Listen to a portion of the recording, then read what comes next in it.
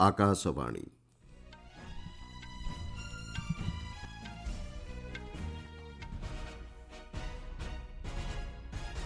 संवाद पढ़ुचंदी मलय रंजन मिश्र।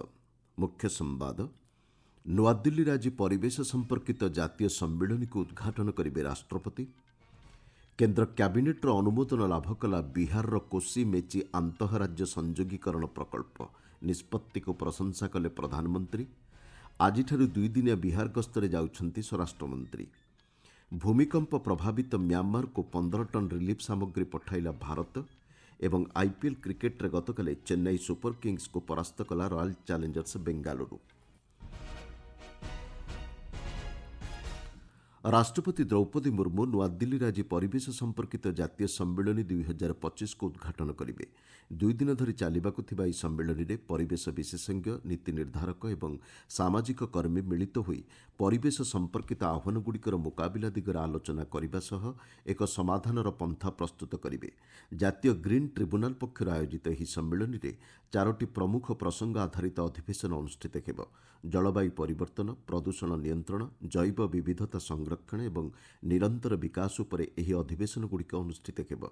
ଭାରତ ଏବଂ ବିଶ୍ୱସ୍ତରରେ ପରିବେଶ ସ୍ଥାୟିତ୍ୱ ପ୍ରୋତ୍ସାହନ ପ୍ରଦାନ କରିବା ହେଉଛି ଏହି ସମ୍ମିଳନୀର ମୁଖ୍ୟ ଉଦ୍ଦେଶ୍ୟ। ବିହାରର କୋସି ମେଚି ଆନ୍ତଃରାଜ୍ୟ ସଂଯୋଗୀକରଣ ପ୍ରକଳ୍ପକୁ ପିଏମ୍କେଏସ୍ୱାଇ ଏଆଇବିପି ଯୋଜନା ଅଧୀନରେ ଅନ୍ତର୍ଭୁକ୍ତ କରିବା ଏବଂ ପାଟନା ସସାରାମ କରିଡର ପ୍ରକଳ୍ପକୁ 4 ଲେନ୍ ବିଶିଷ୍ଟ କରିବା ନେଇ କ୍ୟାବିନେଟ୍ ନିଷ୍ପତ୍ତିକୁ ପ୍ରଧାନମନ୍ତ୍ରୀ ନରେନ୍ଦ୍ର ମୋଦି ପ୍ରଶଂସା କରିଛନ୍ତି। ସାମାଜିକ ଗଣମାଧ୍ୟମ ପୋଷ୍ଟରେ ଶ୍ରୀ ମୋଦି କହିଛନ୍ତି, ବିହାରର ସର୍ବାଙ୍ଗୀନ ବିକାଶ ପାଇଁ ସରକାର ପ୍ରତିଶ୍ରୁତିବଦ୍ଧ। ପ୍ରଧାନମନ୍ତ୍ରୀ କୃଷି ଜଳସେଚନ ଯୋଜନାରେ କୋସି ମେଚି ଆନ୍ତଃରାଜ୍ୟ ସଂଯୋଗୀକରଣ ପ୍ରକଳ୍ପକୁ ଅନୁମୋଦନ ମିଳିଛି। ଏହାଦ୍ୱାରା ବହୁ ଅଞ୍ଚଳ ଜଳସେଚିତ ହୋଇପାରିବ ବୋଲି ଶ୍ରୀ ମୋଦି କହିଛନ୍ତି। ସେ କହିଛନ୍ତି 4 ଲେନ୍ ବିଶିଷ୍ଟ ପାଟନା ଆରା ସାସାରାମ କରିଡର ବିହାର ଆଞ୍ଚଳିକ ଉନ୍ନତି ପାଇଁ ବେଶ୍ ସହାୟକ ହେବ। ଅନ୍ୟପକ୍ଷରେ ନୂଆଦିଲ୍ଲୀଠାରେ ଗତକାଲି କ୍ୟାବିନେଟ୍ ନିଷ୍ପତ୍ତି ସମ୍ପର୍କରେ ଗଣମାଧ୍ୟମକୁ ସୂଚନା ଦେଇ ସୂଚନା ଓ ପ୍ରସାରଣ ମନ୍ତ୍ରୀ ଅଶ୍ୱିନୀ ବୈଷ୍ଣବ କହିଛନ୍ତି, କୋସି ମେଚି ଆନ୍ତଃରାଜ୍ୟ ସଂଯୋଗୀକରଣ ପ୍ରକଳ୍ପ ମାଧ୍ୟମରେ ବିହାରର ଆରାରିଆ, ପୂର୍ଣ୍ଣିଆ, କିଶନଗଞ୍ଜ ଏବଂ କଟିହାର ଜିଲ୍ଲାର 2,10,000 ହେକ୍ଟରରୁ ଅଧିକ ଚାଷ ଜମିକୁ ଖରିଫ ଋତୁରେ ଜଳସେଚନ କରାଯାଇପାରିବ। ସେ କହିଛନ୍ତି 120 କିଲୋମିଟର ଦୀର୍ଘ ପାଟନା ଆରା ସାସାରାମ କରିଡର ପାଇଁ 3,712 କୋଟି ଟଙ୍କାର ବ୍ୟୟ ଅଟକଳକୁ କ୍ୟାବିନେଟ୍ ମଞ୍ଜୁରୀ ପ୍ରଦାନ କରିଛି। ये one of those rare projects जो बहुत सारे हाईवेज और बहुत सारे हाईवे सिस्टम्स को जोड़ता है। ये प्रोजेक्ट है पटना से आरा होते हुए सासाराम को जोड़ने वाला प्रोजेक्ट। 5 नेशनल हाईवेज और 4 स्टेट हाईवेज को ये जोड़ता है। This will significantly reduce congestion और जो बिहार के कंप्लीट इस एरिया में मूवमेंट पटना से लेके सासाराम तक कंप्लीट मूवमेंट इसका लोगों का बहुत इसमें बेनिफिट रहेगा।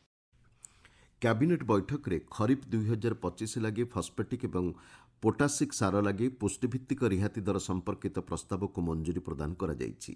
एहाद्वारा चाषी माने विशेष उपकृत हो पारिबे बोली श्री वैष्णव कहिसंति। केन्द्र सरकारी कर्मचारी लगी 2% महंगा भत्ता वृद्धि को केन्द्र कैबिनेट मंजूरी प्रदान करिछि। पेंशनभोगी लगी मध्य अनुरूप भावे 2% वृद्धि करा जायछि। एहा चलित वर्ष जनवरी 1 तारिख पिछला भावे लागू हेब। एहाद्वारा 48,66,000 केन्द्र सरकारी कर्मचारी एवं 66,55,000 पेंशनभोगी उपकृत हो पारिबे बोली श्री वैष्णव कहिसंति। प्रधानमंत्री नरेंद्र मोदी आसंताकाली महाराष्ट्र और छत्तीसगढ़ गस्त करेंगे। महाराष्ट्र गस्त काल में प्रधानमंत्री नागपुर जाई स्मृति मंदिर दर्शन करेंगे। एहापर से दीक्षाभूमि जिबे। पर नागपुर माधव नेत्रालय प्रीमियम सेंटर शिलान्यास करेंगे और सेठारे एक साधारण सभा को संबोधन करेंगे। श्री मोदी मध्य एक टेस्टिंग रेंजर उद्घाटन करेंगे और सोलार डिफेन्स और एरोस्पेस लिमिटेड रनवे सुविधार शुभ उद्घाटन करेंगे। महाराष्ट्र गस्त सारी प्रधानमंत्री छत्तीसगढ़ बिलासपुर जिबे और सेठारे 33,000 ऊर्ध्व कोटी टंका मूल्यर विभिन्न विकासमूलक प्रकल्प को देश उद्देश्य उत्सर्ग करेंगे। प्रधानमंत्री सेठारे साधारण जनता को मध्य उद्बोधन देवार कार्यसूची रही। स्वराष्ट्रमंत्री अमित शाह आज 2 दिनिया बिहार गस्तरे जाउछंती। गोपालगंज एक साधारण सभा को संबोधन करने सह पाटना राज्यस्तरीय समवाय सम्मेलन समेत विभिन्न कार्यक्रम में श्री शाह जोग देवार कार्यसूची रही।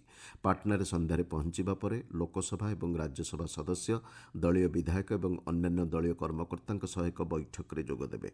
दलर राज्यशाखा कोर कमिटी बैठक में जोग देवार कार्यसूची रही। श्री शाह आसंताकाली राज्यस्तरीय समवाय सम्मेलन में जोगदेवा अवसर में 800 କୋଟିରୁ ଅଧିକ ଟଙ୍କାର ବିଭିନ୍ନ ଉନ୍ନୟନମୂଳକ ପ୍ରକଳ୍ପର ଲୋକାର୍ପଣ ଶିଳାନ୍ୟାସ କରିବେ। ଏହି ସମ୍ମିଳନୀରେ 7,000ରୁ ଅଧିକ ପ୍ରତିନିଧି ଯୋଗ ଦେବାର କାର୍ଯ୍ୟସୂଚୀ ରହିଛି। ଆପଣମାନେ ସମ୍ବାଦ ଶୁଣୁଛନ୍ତି ଆକାଶବାଣୀରୁ। ଭାରତ ମ୍ୟାମାରକୁ ପାଖାପାଖି 15 ଟନ୍ ରିଲିଫ୍ ସାମଗ୍ରୀ ପଠାଇଛି। ମ୍ୟାମାରରେ ଭୂମିକମ୍ପ ପ୍ରଭାବିତ ଅଞ୍ଚଳ ପାଇଁ ଏହି ସହାୟତା ପ୍ରଦାନ କରାଯାଇଛି। ବାୟୁସେନାର ଏକ ବିମାନ ଯୋଗେ ହିଣ୍ଡନ୍ ବାୟୁସେନା ବିମାନ ବନ୍ଦରରୁ ଏହି ରିଲିଫ୍ ସାମଗ୍ରୀ ମ୍ୟାମାରକୁ ପଠାଯାଇଛି। ଏଥିରେ ଟେଣ୍ଟ, କମ୍ବଳ, ରନ୍ଧା ଖାଦ୍ୟ, ଜେନେରେଟର ସେଟ୍ ଆଦି ରହିଛି। ଏହା ବ୍ୟତୀତ ଔଷଧ ଏବଂ ଗୁରୁତ୍ୱପୂର୍ଣ୍ଣ ଚିକିତ୍ସା ଉପକରଣ ମଧ୍ୟ ପଠାଯାଇଛି। ମ୍ୟାମାର ଏବଂ ଥାଇଲାଣ୍ଡ ଭୂମିକମ୍ପକୁ ନେଇ ପ୍ରଧାନମନ୍ତ୍ରୀ ନରେନ୍ଦ୍ର ମୋଦି ଚିନ୍ତା ପ୍ରକଟ କରିଛନ୍ତି। ସାମାଜିକ ଗଣମାଧ୍ୟମ ପୋଷ୍ଟରେ ଶ୍ରୀ ମୋଦି ଉଭୟ ଦେଶର ନାଗରିକଙ୍କ ପାଇଁ ପ୍ରାର୍ଥନା କରିଛନ୍ତି। ଭାରତ ସମସ୍ତ ସମ୍ଭାବ୍ୟ ସହାୟତା ପ୍ରଦାନ କରିବାକୁ ପ୍ରସ୍ତୁତ ବୋଲି ସେ କହିଛନ୍ତି। ଉଭୟ ଦେଶ ସହ ଯୋଗାଯୋଗ ରକ୍ଷା କରି ପରିସ୍ଥିତି ଉପରେ ନଜର ରଖିବାକୁ ଶ୍ରୀ ମୋଦି ବୈଦେଶିକ ବ୍ୟାପାର ମନ୍ତ୍ରଣାଳୟକୁ ନିର୍ଦ୍ଦେଶ ଦେଇଛନ୍ତି। ବୈଦେଶିକ ସଚିବ ବିକ୍ରମ ମିଶ୍ରି କହିଛନ୍ତି, ମ୍ୟାମାର କର୍ତ୍ତୃପକ୍ଷଙ୍କ ସହ ଯୋଗାଯୋଗ ରକ୍ଷା କରାଯାଇ ଏହି ରିଲିଫ୍ ସାମଗ୍ରୀ ପଠାଯାଇଛି। ସୂଚନାଯୋଗ୍ୟ, ଗତକାଲି ମ୍ୟାମାର ଏବଂ ଥାଇଲାଣ୍ଡରେ ଶକ୍ତିଶାଳୀ ଭୂମିକମ୍ପ ଯୋଗୁଁ ବହୁ କ୍ଷୟକ୍ଷତି ହେବା ସହ ମ୍ୟାମାରରେ 144 ଜଣଙ୍କର ମୃତ୍ୟୁ ହୋଇଥିବା ଜଣାପଡ଼ିଛି। ଥାଇଲାଣ୍ଡର ରାଜଧାନୀ ବ୍ୟାଙ୍କକ୍ରେ ଏକ ନିର୍ମାଣାଧୀନ କୋଠା ଭୁଶୁଡ଼ି ପଡ଼ିବାରୁ 10 ଜଣଙ୍କର ମୃତ୍ୟୁ ହୋଇଛି। ପ୍ରଧାନମନ୍ତ୍ରୀ ନରେନ୍ଦ୍ର ମୋଦି ଷଷ୍ଠ ବିମ୍ଷ୍ଟେକ୍ ସମ୍ମିଳନୀରେ ଯୋଗଦେବା ଲାଗି ଆସନ୍ତା ମାସ 3 ତାରିଖରୁ ବ୍ୟାଙ୍କକ୍କୁ 2 ଦିନିଆ ଗସ୍ତରେ ଯିବେ। ବୈଦେଶିକ ମନ୍ତ୍ରଣାଳୟର ପୂର୍ବ ବ୍ୟାପାର ସଚିବ ଜୟଦୀପ ମଜୁମଦାର ନୂଆଦିଲ୍ଲୀଠାରେ ଗତକାଲି ଏ ସମ୍ପର୍କରେ ଗଣମାଧ୍ୟମକୁ ସୂଚନା ଦେଇ କହିଛନ୍ତି, ଥାଇଲାଣ୍ଡକୁ ଏହା ହେବ ପ୍ରଧାନମନ୍ତ୍ରୀଙ୍କ ତୃତୀୟ ଗସ୍ତ। ଥାଇଲାଣ୍ଡ ପ୍ରଧାନମନ୍ତ୍ରୀ ପାଇଟୋଙ୍ଗଟାଙ୍ଗ୍ ସିନାୱାର୍ଟାଙ୍କ ନିମନ୍ତ୍ରଣ କ୍ରମେ ଶ୍ରୀ ମୋଦି ଏହି ଗସ୍ତରେ ଯିବେ। ଏହି ଗସ୍ତ କାଳରେ ସେ ବିମ୍ଷ୍ଟେକ୍ ନେତାମାନଙ୍କ ସହ ବିଭିନ୍ନ ପ୍ରସଙ୍ଗରେ ଆଲୋଚନା କରିବେ। ଭାରତ ଓ ଥାଇଲାଣ୍ଡ ମଧ୍ୟରେ ଏକ ଐତିହାସିକ ଦ୍ୱିପକ୍ଷୀୟ ସମ୍ପର୍କ ସହିତ ସଶକ୍ତ ସାଂସ୍କୃତିକ ଏବଂ ଧାର୍ମିକ ବନ୍ଧନ ରହିଛି। ଥାଇଲାଣ୍ଡ ହେଉଛି ଭାରତର ସାମୁଦ୍ରିକ ପଡ଼ୋଶୀ ଦେଶ। Act east policy, Bharat Prashant ମହାସାଗରୀୟ ଦୃଷ୍ଟିକୋଣ ଏବଂ ବିମ୍ଷ୍ଟେକ୍ରେ ଥାଇଲାଣ୍ଡ ଭାରତର ଏକ ଗୁରୁତ୍ୱପୂର୍ଣ୍ଣ ଭାଗିଦାରୀ ଭାବେ ଦାୟିତ୍ୱ ନିର୍ବାହ କରିଆସୁଛି ବୋଲି ଶ୍ରୀ ମଜୁମଦାର କହିଛନ୍ତି। ବୈଦେଶିକ ସଚିବ ବିକ୍ରମ ମିଶ୍ରି କହିଛନ୍ତି, ଥାଇଲାଣ୍ଡ ଗସ୍ତ ସାରି ଶ୍ରୀ ମୋଦି ଶ୍ରୀଲଙ୍କା ଗସ୍ତରେ ଯିବେ। ଶ୍ରୀଲଙ୍କାର ରାଷ୍ଟ୍ରପତି ଅନୁରା କୁମାର ଦିସାନାୟକଙ୍କ ନିମନ୍ତ୍ରଣ କ୍ରମେ ସେ ଏହି ଗସ୍ତ କରିବେ। ଶ୍ରୀ ମୋଦିଙ୍କର ଏହା ହେଉଛି ଚତୁର୍ଥ ଶ୍ରୀଲଙ୍କା ଗସ୍ତ। ଏହି ଅବସରରେ ଦୁଇ ନେତା ଭାରତ ସହାୟତାରେ ସେଠାରେ ନିର୍ମିତ ହେଉଥିବା ବିଭିନ୍ନ ପ୍ରକଳ୍ପର ଲୋକାର୍ପଣ କରିବେ। ସେହିଭଳି ଶକ୍ତି, ଡିଜିଟାଇଜେସନ୍ ଏବଂ ସ୍ୱାସ୍ଥ୍ୟ ଭଳି କେତେକ ଗୁରୁତ୍ୱପୂର୍ଣ୍ଣ ପ୍ରସଙ୍ଗରେ ଦୁଇ ଦେଶ ମଧ୍ୟରେ ବୁଝାମଣାପତ୍ର ସ୍ୱାକ୍ଷରିତ ହେବାର କାର୍ଯ୍ୟସୂଚୀ ରହିଛି। ଏପ୍ରିଲ 6 ତାରିଖରେ ଉଭୟ ନେତା ସ୍ଥାନୀୟ ଐତିହାସିକ ସହର ଅନୁରାଧାପୁର ଗସ୍ତ କରି ଜୟଶ୍ରୀ ମହାବୋଧି ମନ୍ଦିରରେ ପୂଜାର୍ଚ୍ଚନା କରିବାର କାର୍ଯ୍ୟସୂଚୀ ରହିଛି। ଏହା ବ୍ୟତୀତ ଦୁଇ ନେତା ସେଠାରେ କାର୍ଯ୍ୟକାରୀ ହେବାକୁ ଥିବା ବିଭିନ୍ନ ବିକାଶମୂଳକ ପ୍ରକଳ୍ପର ଉଦ୍ଘାଟନ କରିବେ।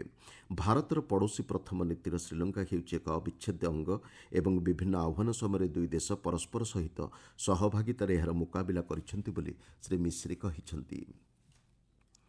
ଅଗ୍ନିଶମ ସେବାର ସମ୍ପ୍ରସାରଣ ଏବଂ ଆଧୁନିକୀକରଣ ଲକ୍ଷ୍ୟ ନେଇ ସ୍ୱରାଷ୍ଟ୍ରମନ୍ତ୍ରୀ ଅମିତ ଶାହାଙ୍କ ଅଧ୍ୟକ୍ଷତାରେ ଗତକାଲି ଏକ ବୈଠକ ଅନୁଷ୍ଠିତ ହୋଇଛି।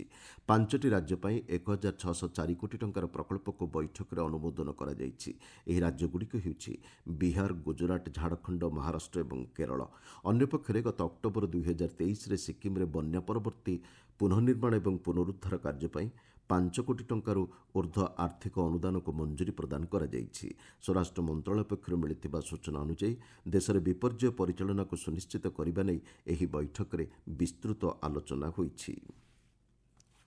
ଆଇପିଏଲ୍ କ୍ରିକେଟ୍ରେ ଗତକାଲିର ମ୍ୟାଚ୍ରେ ରୟାଲ୍ ଚ୍ୟାଲେଞ୍ଜର୍ସ ବେଙ୍ଗାଲୁରୁ ବିଜୟୀ ହୋଇଛି। ଚେନ୍ନାଇର ଏମ୍ଏ ଚିଦାମ୍ବରମ୍ ଷ୍ଟାଡିୟମ୍ଠାରେ ଗତ ସନ୍ଧ୍ୟାରେ ଖେଳାଯାଇଥିବା ମ୍ୟାଚ୍ରେ ବେଙ୍ଗାଲୁରୁ ଚେନ୍ନାଇ ସୁପର କିଙ୍ଗ୍ସକୁ 50 ରନ୍ରେ ହରାଇ ଦେଇଛି। ଟସ୍ ଜିତି ଚେନ୍ନାଇ ବେଙ୍ଗାଲୁରୁକୁ ବ୍ୟାଟିଂ କରିବାକୁ ଆମନ୍ତ୍ରଣ କରିଥିଲା।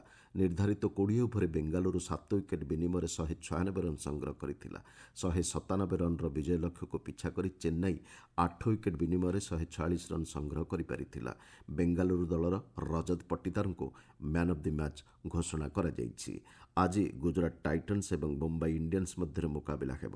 ଅହମ୍ମଦାବାଦର ନରେନ୍ଦ୍ର ମୋଦି ଷ୍ଟାଡିୟମ୍ରେ ଏହି ମ୍ୟାଚ୍ ସନ୍ଧ୍ୟା 7:30ଟାରେ ଖେଳାଯିବ। ମୁଖ୍ୟ ସମ୍ବାଦଗୁଡ଼ିକ ପୁଣି ଥରେ। ନୂଆଦିଲ୍ଲୀରେ ଆଜି ପରିବେଶ ସମ୍ପର୍କିତ ଜାତୀୟ ସମ୍ମିଳନୀକୁ ଉଦ୍ଘାଟନ କରିବେ ରାଷ୍ଟ୍ରପତି। କେନ୍ଦ୍ର କ୍ୟାବିନେଟ୍ର ଅନୁମୋଦନ ଲାଭ କଲା ବିହାରର କୋସି ମେଚି ଆନ୍ତଃରାଜ୍ୟ ସଂଯୋଗୀକରଣ ପ୍ରକଳ୍ପ। ନିଷ୍ପତ୍ତିକୁ ପ୍ରଶଂସା କଲେ ପ୍ରଧାନମନ୍ତ୍ରୀ। ଆଜିଠାରୁ 2 ଦିନିଆ ବିହାର ଗସ୍ତରେ ଯାଉଛନ୍ତି ସ୍ୱରାଷ୍ଟ୍ରମନ୍ତ୍ରୀ। ଭୂକମ୍ପ ପ୍ରଭାବିତ ମ୍ୟାମାରକୁ 15 ଟନ୍ ରିଲିଫ୍ ସାମଗ୍ରୀ ପଠାଇଲା ଭାରତ ଏବଂ ଆଇପିଏଲ୍ କ୍ରିକେଟ୍ରେ ଗତକାଲି ଚେନ୍ନାଇ ସୁପର କିଙ୍ଗ୍ସକୁ ପରାସ୍ତ କଲା ରୟାଲ୍ ଚ୍ୟାଲେଞ୍ଜର୍ସ ବେଙ୍ଗାଲୁରୁ। ସମ୍ବାଦ ଶେଷ ହେଲା। ଅଧିକ ସମ୍ବାଦ ପାଇଁ ଆପଣମାନେ newsonair.gov.in ୱେବସାଇଟ୍ ଏବଂ ନ୍ୟୁଜ୍ ଅନ୍ ଏଆଇଆର୍ ଆପ୍ରେ ଲଗ୍ଇନ୍ କରିପାରିବେ।